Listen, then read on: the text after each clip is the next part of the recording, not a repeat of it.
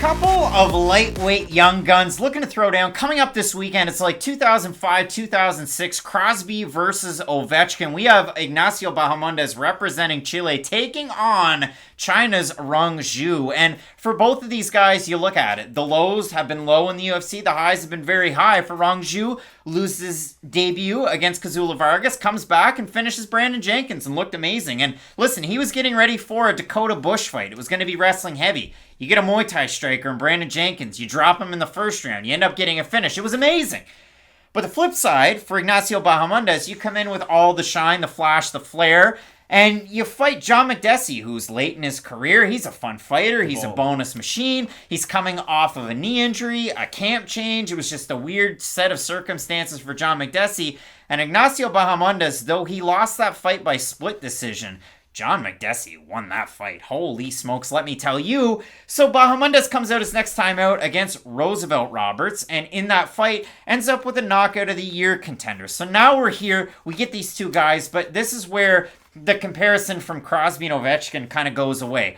Neither one of these guys have tree trunk thighs like Sidney Crosby, and I swear and I hope. It's weird you know how big Sidney Crosby's thighs are. That's why he's so good at pivoting and having those defensive hips in hockey. Defend it however you want. And when it comes to this overall fight, I hope that neither one of these guys are like Alex Ovechkin in the corner, because they better not be chugging Coca-Cola in their water bottles. That's a gangster move. It is. You can be an all-timer that way, but it doesn't work in MMA. So Matt, when it comes to the way that this fight is fought, Rongzhu, incredibly well-rounded. He'll give one to take one. You want to see one of his fights where it goes that way? Go watch his fight against Shai Yilan before he came into the UFC. And that was a really fun one. He eats a big shot, gives one right back, ends up getting the finish. But for Rongzhu, he's a couple weeks away from his 22nd birthday, and he's 18-4 already in MMA. The comeback on Ignacio Bahamondes, a 2014 national champion in kickboxing. His father was a pro kickboxer. He moved to Chicago at a young age. He's a VFS Academy guy. Champion Juliana Pena's there. You also have Bilal Muhammad there.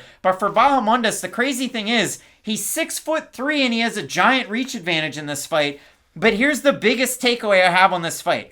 Rongzhu, not the tallest guy at lightweight, but he fights really well at distance. But if you look at it for Ignacio Bahamondes, his bread gets buttered at mid-range and in the boxing range, and that's weird for a long-rangey kickboxer, you would think. It is, but I really do think it comes down to volume when you're fighting a guy like Bahamondes. And I do think that that's a little bit more important than the range, because for John Makdessi, he had a lot of success on the inside with Bahamondes. The thing was, though, he was constantly putting the jab on him, You go back and look at Bahamondes' face. He looks like he got hit by a train. Not many guys' his faces puff up like that when they fight someone like John Makdessi, because Makdessi's not the most heavy-handed guy in the world. But even if Makdessi jabs you 70 times, your face is going to start to bust up from that. And I do think that that's the important thing, and that's really going to be the story of this fight. If Rongzhu can stay in the face of Bahamondes and have sustained damaging attacks, and listen, the jab isn't going to win you the fight by knockout, but it's one of those things, it's steady. It wins rounds, not always fights. And the thing about Rongzhu is that I think on the feet he can have some success doing that, but I really think he's going to struggle at kicking range, be it in close and at distance, because for Bahamondes, he has really good lead leg kicks with that front leg. He's good at going to the body, good at going to the legs as well, and I do think that those are the type of attacks that can at least stifle some of what Rongzhu does at distance. Again, I could be wrong, because with these fights where it does come down to the longer fighter fighting the shorter fighter, it really is sort of one-way traffic. Either the shorter fighter gets on the inside, causes a lot of damage, and can use the wrestling, or the long-distance fighter can use their range. The thing about Bahamondes is, when he gets the uppercuts going early, he goes to that well a lot. A lot. And it's one of those things that if he fights someone with really high fight IQ, let's say he fought like Dustin Poirier, and I understand he's had 2 fights in the UFC, that's a big jump. But someone like that who can read your strikes in the feet and then counter, it would cost him. But against someone like Rongzhu, I do think that that's going to pay off a lot, because when Rongzhu's coming in, when he's trying to use his forward momentum, those are attacks that are going to meet him a lot during this fight, and I do think that those are going to be things that are sustainable along with the leg kick and along with the body kick of Bahamondes. The interesting part of this fight, though, is do you think the wrestling of Rongzhu is going to play a factor? Be it either just to get on the inside with his range or for an actual takedown sense. Well, this is kind of the craziest part about it, because Ignacio Bahamondes, numbers-wise, has 100% takedown defense in the UFC. John Makdessi went 0 of 4. Roosevelt Roberts went 0 of 12. That's not good. So Bahamondes has been proficient that way. Obviously, with taller guys, they're harder to take down. Like, really taller guys. Because he has, a 6-inch height advantage in this fight? And if you look at it for Rongzhu, he's always backing fighters up. That's the big thing that you like to see. A guy that backs you up, a guy that throws a nice 1-2, he can whip in a kick, and then mix in his wrestling. I mean, who knows what could happen? You love to see it, especially out of a prospect that's not even 22 years old yet, especially getting the win that he got his last time out. Now, Brandon Jenkins is Brandon Jenkins, and you have to kind of temper your expectations a little bit that way. But when I do look at this, I mean, Rongzhu's first fight was at 16. Ignacio Bahamondes is 35-0-1 as an amateur kickboxer. Now, how good of... Because I didn't say this in the Ramona Pascual fight, but I just want to say this right now. She's 6-1 in Muay Thai over in Asia, and I went back and I watched some of her Muay Thai fights.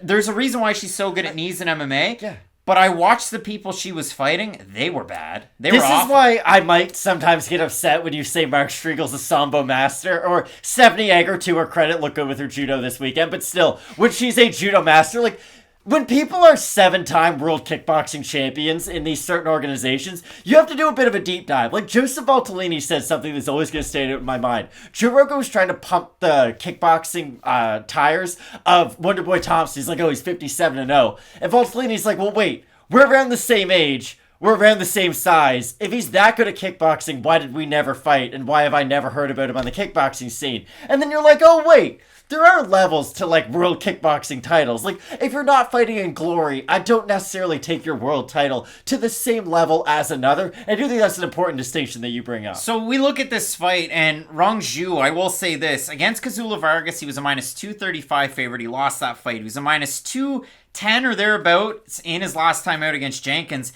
He's a plus 210 in this fight. So you went from being a big favorite in your last two to a big underdog in this one. Ignacio Bahamondes somewhere around a minus 250 coming up on Saturday. If we have a look at the votes on Tapology, I'm going to say over-under on the viral knockout star of 75% Bahamondes. What would you say? I think they'll be over. I think they're going to be over. They are slightly over. 634 total votes. 82% Bahamondes. 69% by decision. 18% that have Rongzhu. 63% by decision. So a lot of people seeing this one going to a decision.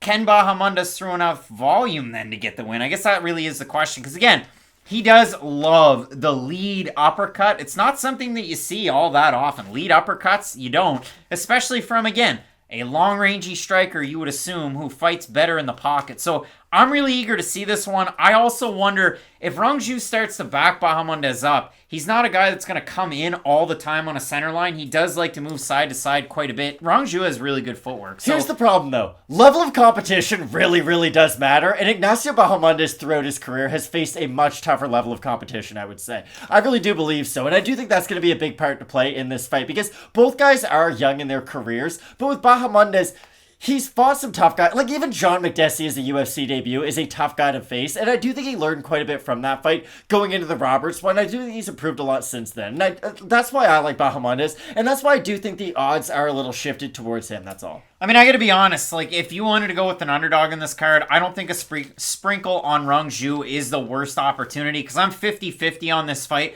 I have Bahamondes today. I'm eager to see these guys weigh in on Friday. Get the opportunity to talk about the fight on Question Mark Kicks.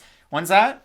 Saturday, 2 hours before the fights. Exactly, 2 hours before the prelims. But I do like Rongzhu in the aspect of, oh, by the way, he can also mix in the wrestling. Nobody's been able to take Bahamondes down out of the 2 fights he's had in the UFC.